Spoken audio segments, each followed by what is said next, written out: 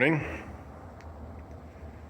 Purpose of today's video is to do a full walk around on this 16 valve Scirocco that is being submitted to bring a trailer. There's a lot to talk about, so if it proves to be quite long, I'll divide it into several smaller videos, but we'll see how that goes. So at first glance, this looks like a fairly stock or fairly normal 16 valve Scirocco. This is a 1986. But it's not normal, and there's a lot to talk about. And I introduced it yesterday briefly, but basically the goal of this car, the way it is to replicate the simplicity, or I hate to use the word crudeness, but basically try to duplicate this car. This is a Mark I GTI with no options. Doesn't even have a radio. And this is the way I like things to be. And the 16 valve Scirocco is oftentimes at the opposite of the spectrum. You know, this one came with power windows, power locks, power steering, air conditioning. And that is not the way I prefer things. So on the second restoration with this car, I continued the theme from the first restoration, which is to remove equipment that I don't want or don't need or don't use. So I'll go around the whole car and see what I can remember offhand. There's a build thread, and it's more detailed, but it is quite long, so hopefully this is useful. So obvious things: quad rounds, not rectangular headlights. I'm proud of the way I did that. The brackets look OEM, so they're not made of little scraps of steel. They look like they were made by the factory, and they fit like they were made by the factory. And I didn't modify the shell at all, so they can be reversed by finding the original type brackets. Personally, the way that looks, I don't know why anyone would do that, but that is an option. The car comes from the factory with two wipers. I prefer the Mark I mono wiper style, so I converted it over by modifying the linkage to get the sweep necessary, and I welded that shut to eliminate the hole. The wheels, this is just what I wanted, so that's what I got.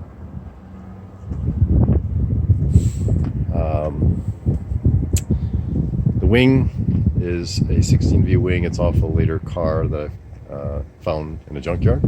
So the original wing, the inner structure was crumbling, and the wing had a warp to it. So this is off a different car, but it is stock.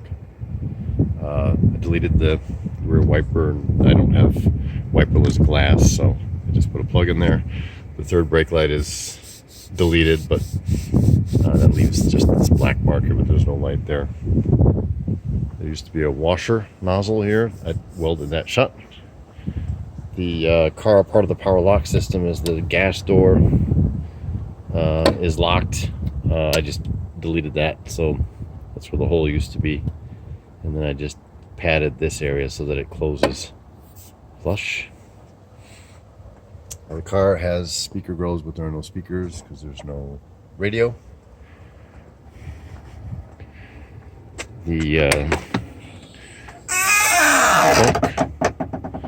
So I removed the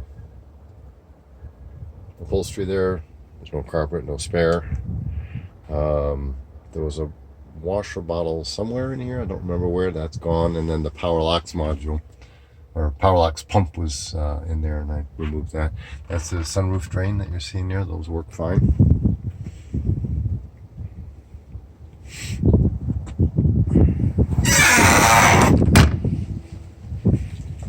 Interior wise, the car used to have power windows, but that donor car had manual windows, so I was able to get the door cards off of it. So instead of the switch holes, it has the appropriate hole for the crank.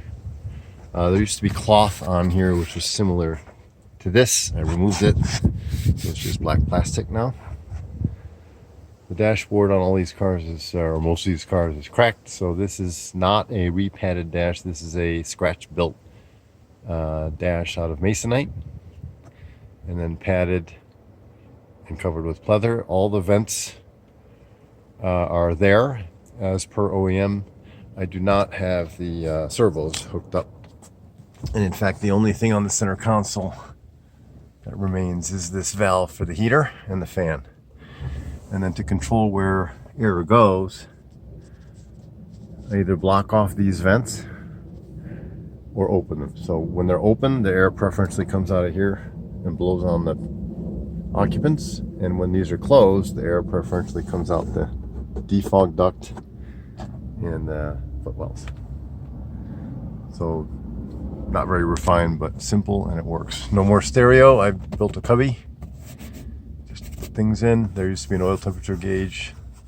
I deleted that, and then the other HVAC functions are deleted, so they're just capped off. The center console, I don't remember why, but there were two holes here for some kind of switch. I don't think it was for the power windows because those were on the doors. But this is out of the donor car. Also, the center console. The seats are in good shape, but they were originally in bad shape. These are just sections from other seats from various donors to make good seats.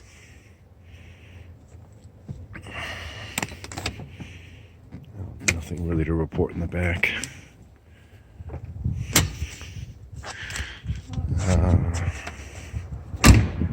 Let's see, engine bay. A lot going on there.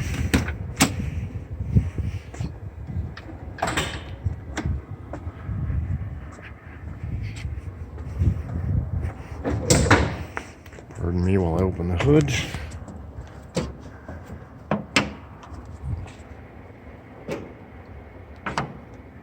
Sorry about that. So this is a 2-liter 16 valve out of a 1991 Passat that had 150,000 miles. I did not rebuild the engine. I checked compression. We ran it in the Passat for a while to make sure it didn't burn any oil. I did change the head gasket to fix a oil leak on the back surface back there. At which point I confirmed that the hatching on the cylinders was still there. There was no ridge on top, so I didn't rebuild the lower end.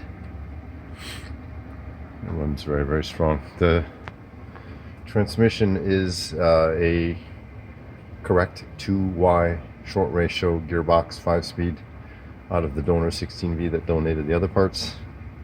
The original transmission worked fine, but with 200,000 miles, I didn't know how much longer it would last.